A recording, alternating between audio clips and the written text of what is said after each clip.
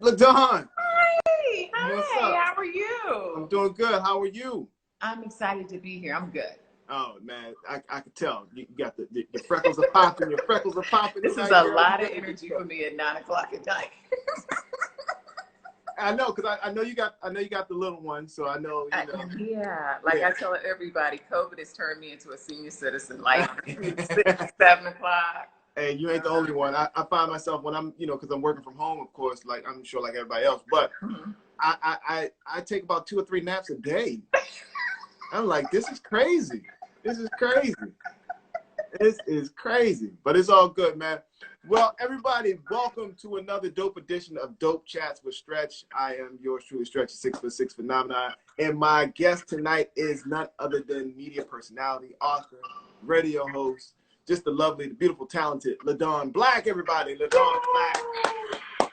Thank you for being so nice. Oh man, anytime. It's all good. I mean, we go way back, LaDawn. Way back. Way back. So just a brief history. So back in the day, when I used to work at 92Q in Baltimore, I used to host the Love Zone. And I met LaDawn back then because I do believe LaDawn sent her book, her very first book, to the radio station. And I saw the book. I was like, yo, this is dope. And I at the time I went to the program director and said, hey, I want her on the show with me.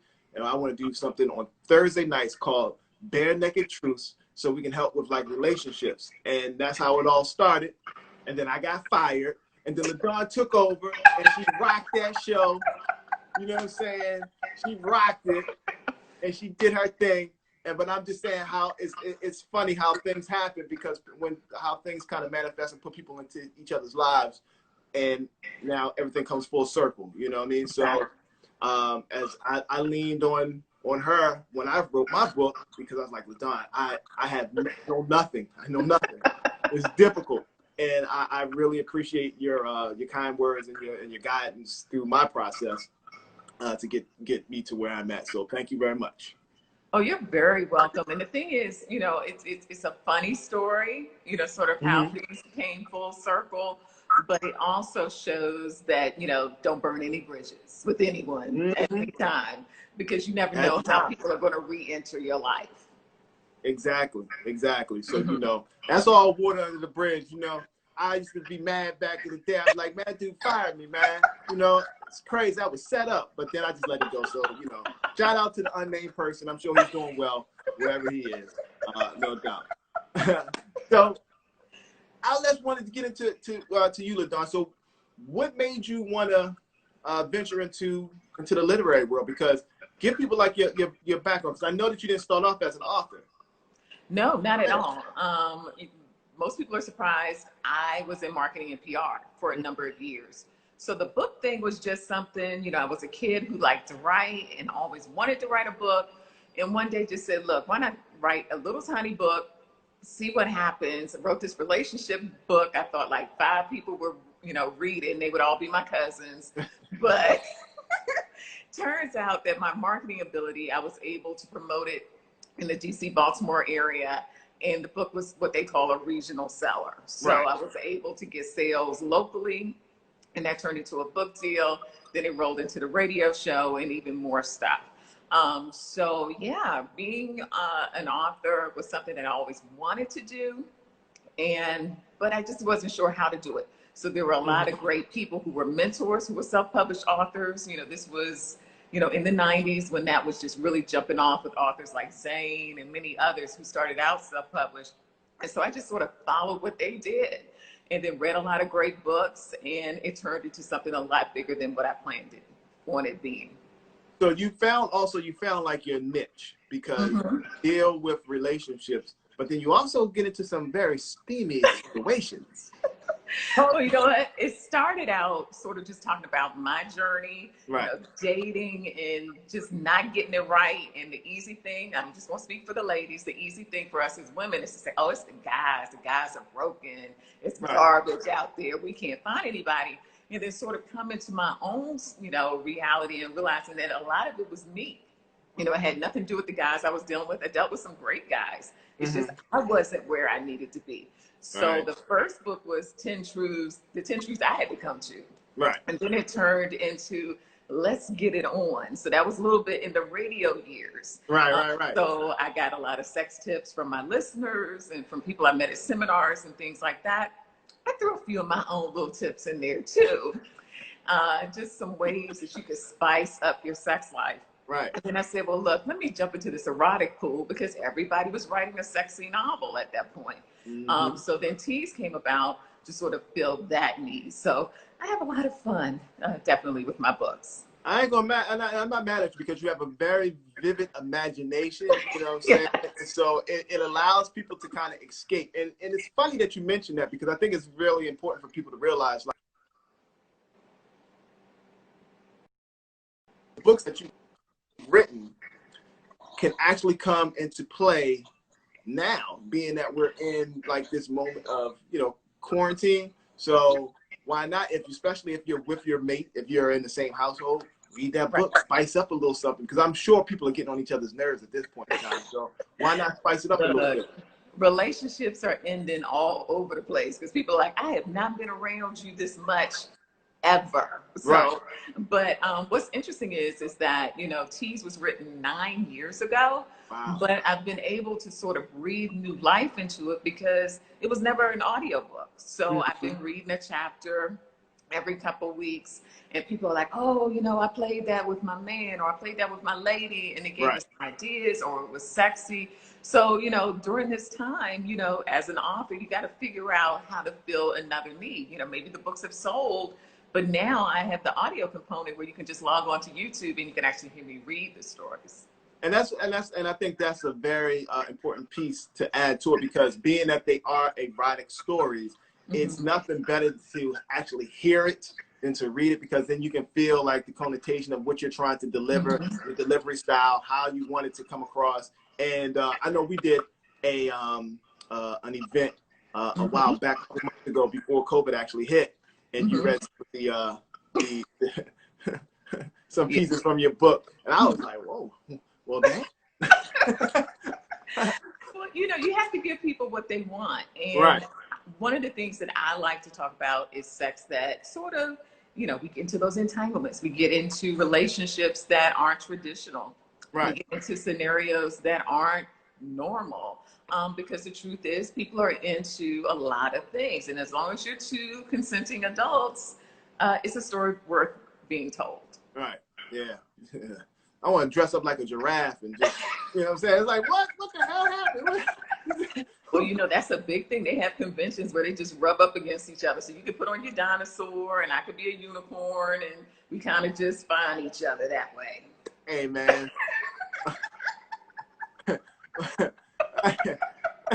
Whatever happened to just stumbling across somebody in the frozen food aisle? You know what? We don't do the bars anymore. We don't do the vegetables. We don't do nothing. Oh, man, that is we gotta wild.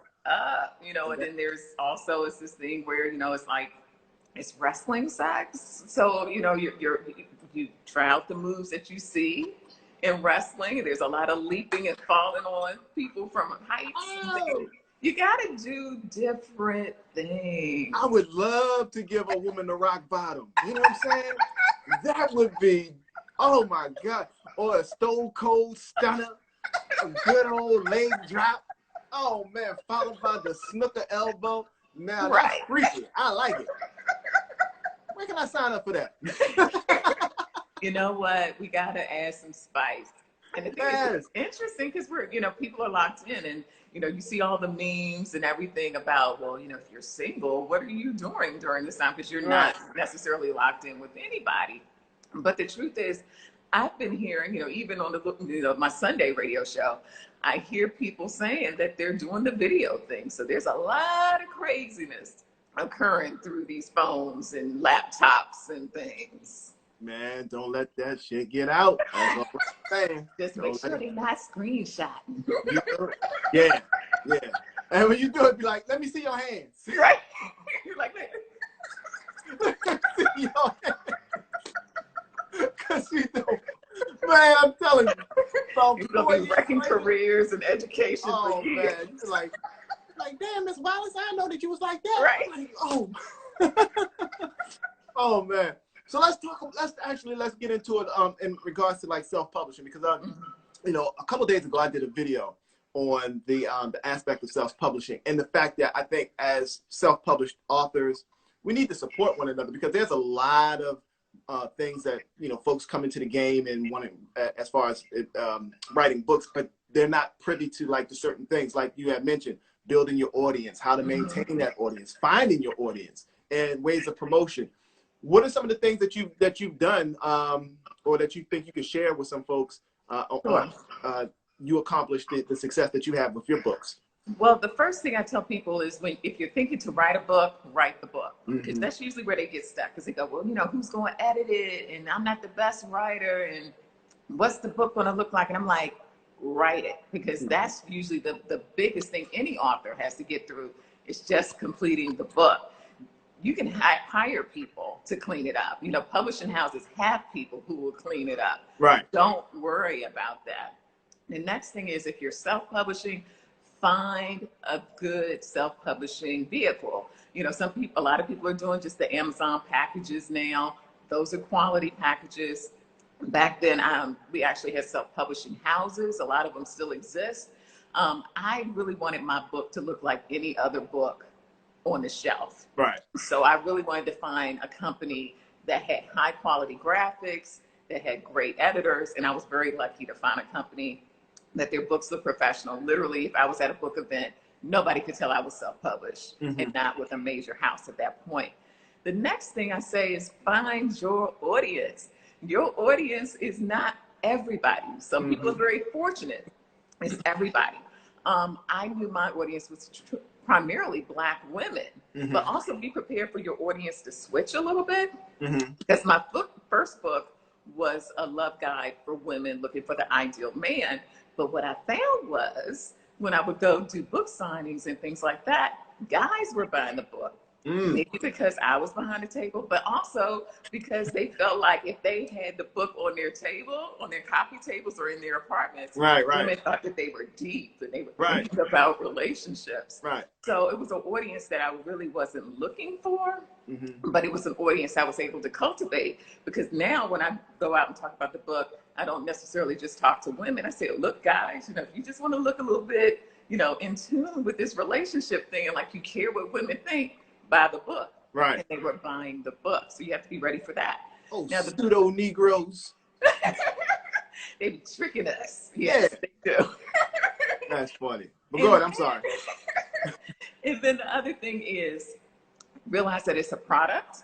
That's a big thing that I run into with new authors. You know, we get so caught up in the art of it, and that we've accomplished something that a lot of people haven't accomplished, but we don't sell it. It's a product. It's like a t-shirt, it's like a mug, it's like a car. So you have to figure out how to sell it. And so for me, the big thing that sort of took my first book from self-published to a traditional publisher was that I was able to actually do my own press releases. Like I said, I was in marketing and PR. And so at the time my book hit was when Kobe got caught up cheating on his wife, right? So it was the whole Colorado incident. And so at that point, you know, we have to put ourselves back in that time. You know, he was just a cheater at that point. And so I said, well, if Vanessa had my book, she wouldn't be in the situation that she's in. And that's what the press release said. And then it just wrote, you know, came down with, you know, I've written this book that helps women pick good men.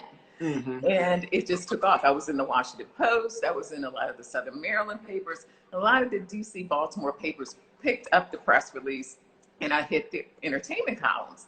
And this little tiny book that I was selling on my own was now selling because of that story. Because I tied it into something major that people were talking about for weeks. So you have to always realize that it's a product. And then the final piece is find somebody who's doing what you want to do. I wanted to be Toni Morrison. I wasn't Toni Morrison, probably will never be Toni Morrison. But I was very fortunate in finding other self-published authors who I felt had gotten to a level that I wanted to get to.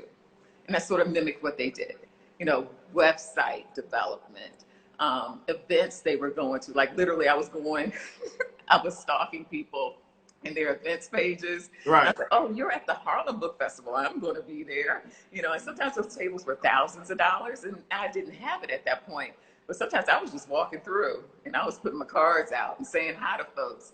But I was going to be where these authors were, Right. because that's where the readers were. And so you have to really sort of find mentors. And sometimes we could go, well, do I know that person? Can I text them? Can I call them? You don't always have to know them personally. Sometimes it's just following what they do and Right. just doing it. And so those would be the main tips that I would give a self-published author. And I appreciate that because, you know, one of the things I hit on my video was like, you have a lot of these folks who, you know, put out these videos of like teaching or helpful hints, but they give you like the abbreviated aspect. And then when you kind of like reach out to them, they're not responsive. So I'm like, so what is the purpose of you making this video? Just so you can just try to get some likes? But if you're not willing to help people, then I mean, that's, yeah, well, you know, I digress. And the thing is, I've never had a problem helping people because one, it's reciprocal, and most people that you help will find opportunities and say, look, you want to be part of this. But also, I find that you can offer someone your expertise, and they really aren't competition unless they act on it. And a lot of people don't act on it. So I'm going to give you what I have.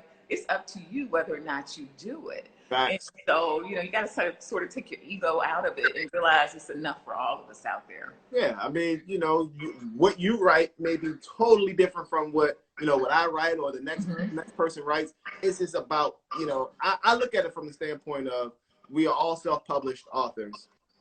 And we're competing against a lot of, you know, things that I look on Amazon top selling list. I'm like, this is, you know, I don't know what this is, but I ain't knocking them because they've kind of learned the game, and like it may not be quality in my eyes or whatever, but people are buying it, and I want to be where they are. You know what I'm saying? Because that's the thing. Because I think we all take a lot of pride in our work, especially if you know when you sit down and you write your stories.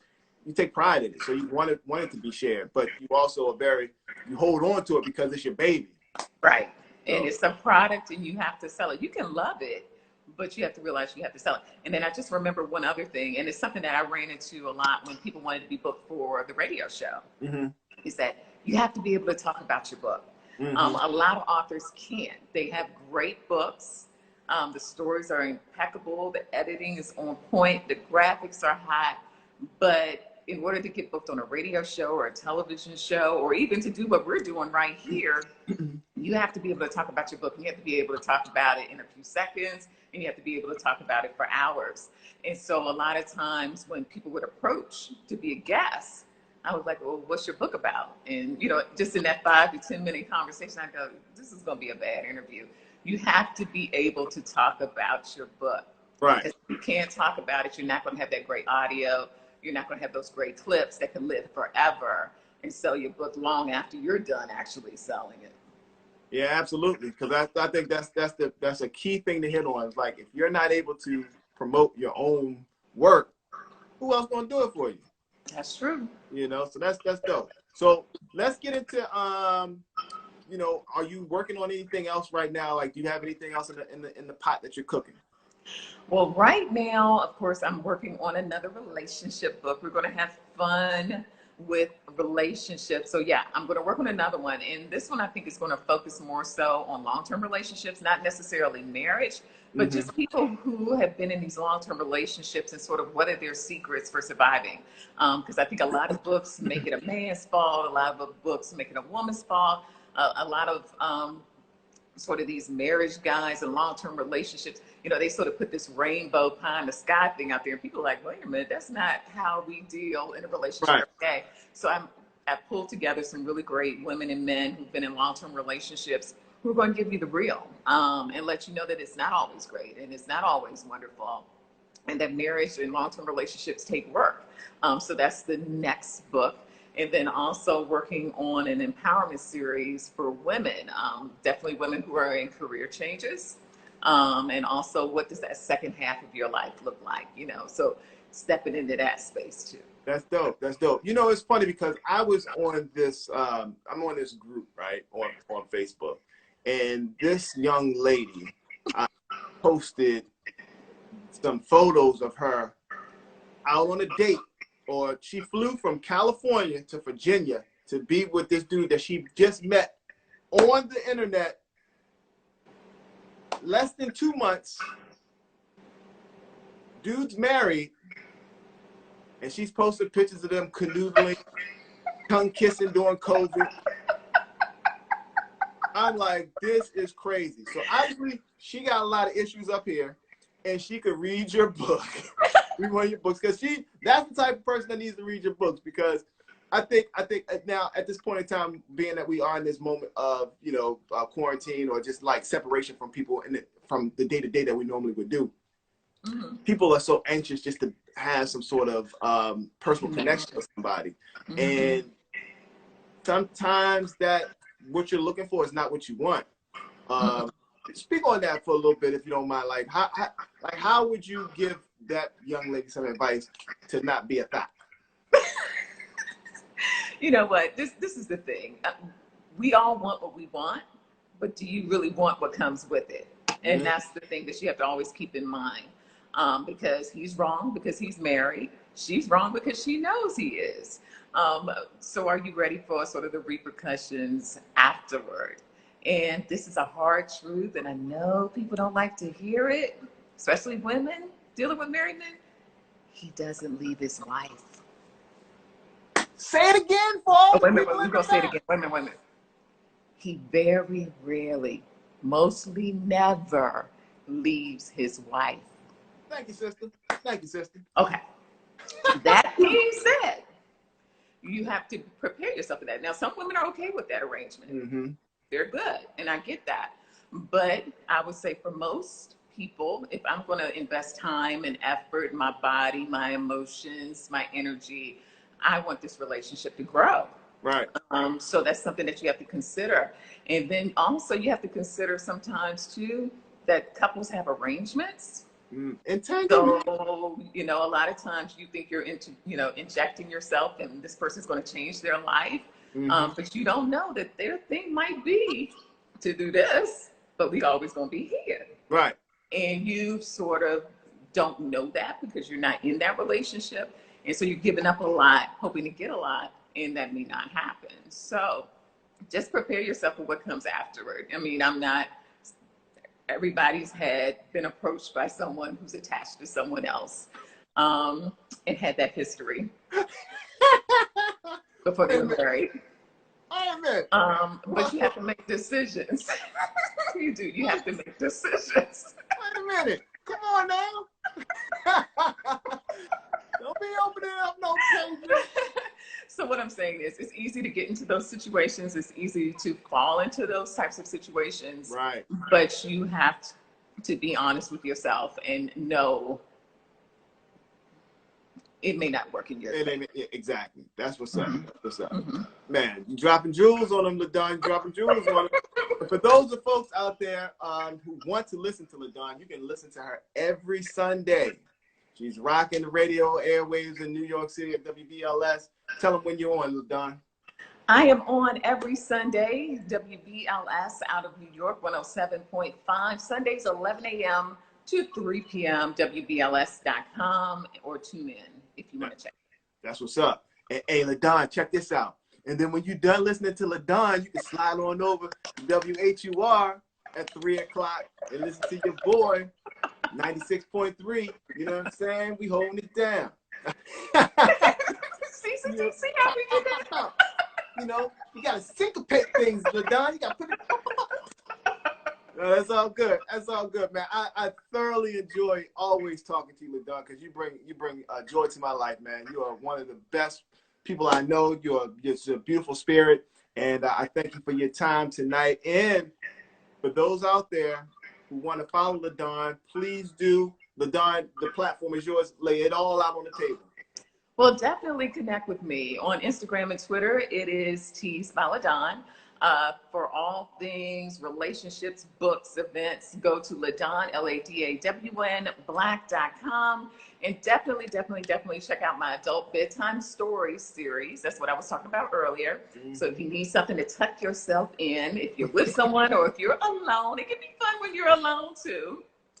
It is my adult bedtime series on YouTube, and that is LaDawn Black TV. You can check it out. The stories are archived there. Please let me know what you think. That's what's up. Well, LaDawn, it's always a pleasure to see you. Continue to stay safe. Give my best to the fam. And, absolutely. We will connect outside of this thing. When it's all done. All said and done. You know what? And I'm going to leave after this. This thing has messed me up tremendously. And I'm thinking it messed up everybody, or even to you two, because as authors, there were like so many different events that were lined up for this summer that I was really looking forward to being a part of as a first-time participant. Dunzo. And I'm like, I'm trying to find ulterior, ways to connect with people, thus creating dope chats with Stretch, So, yeah, this is great. Yeah. Have you thought about, or I don't know if you were planning to do any like book seminars and things like that, but what are some other ways that you would give suggestions for people to kind of stay typically relevant? What I see a lot of authors doing, and I even do in a small way, is definitely using your social media platform. Post, ask questions along the lines of your book. So if you have a book about cooking, you have a book about relationships, you have a book that's about romance, post questions on a daily basis. You want to just keep a dialogue. You want to stay in front of your audience. Also, just kind of stay within brand. So if there's stories, celebrity stories going on, things going on in the country that you feel are relevant to what the topic of your book is, connect there. Also, don't be scared to ask for the business. I mean, I've seen a lot of authors go, are there any book clubs out there? Are book clubs doing any virtual events? Asking people, other authors and other people that are in your circle who may have some sort of platform. They might be radio personalities. They may have a blog talk radio show or doing their own thing. Mm-hmm. There's nothing wrong with doing what we're doing, right. Just buddying up and saying, let's build. We have to play in this virtual space. It's like a lot of the artists out there, a lot of the singers and things like that. We're seeing people doing live concerts that we were like, they would never just hop on for free. Right. They're hopping on for free because this has some value as far as keeping those sales going. And you have to do these things. Case in point, I mean, DMX and Snoop are right now doing verses, which I'm sure is really taken away from our listenership right now. But it's all good. People catch the repeat, you know what I mean? But yeah, it's just like you have to put yourself in a position to reach the people that necessarily, may not catch you at a certain point in time. And I thought of another thing, because I see a lot of people doing it. If there's an author that you're connected with, don't place ads on their pages, but engage in their conversations as well. Because, if I comment on Zane's topic, someone's going to see that you're in you're in that feed. Right. And that makes people curious about who you are. So no, don't spam them and I got a book, go over here to my website. Right. Engage with other authors too, well-known authors, comment on their questions, ask for advice, connect with them through their pages as well, because the same people that are looking at their pages are now looking at you. There you go. There it is. Well, let's end it on that note. Ladies and gentlemen, again, my thanks. Show some love one more time for the beautiful, talented LaDawn Black, everybody. Thank you so much. No, I appreciate you. I really, really do appreciate you. And thank you for rolling me into something that you're doing that's pretty great. Hey, man, this is all love, all love. I appreciate you, too. And shout out one time for Lee. I had to rock the there you go. So rest in peace, baby girl. All right. Again, everybody, thanks again for tuning in. And LaDawn, thank you so much. I look forward to connecting with you again once we get out of this thing, all right? Absolutely. You have a wonderful night. You too. Be best.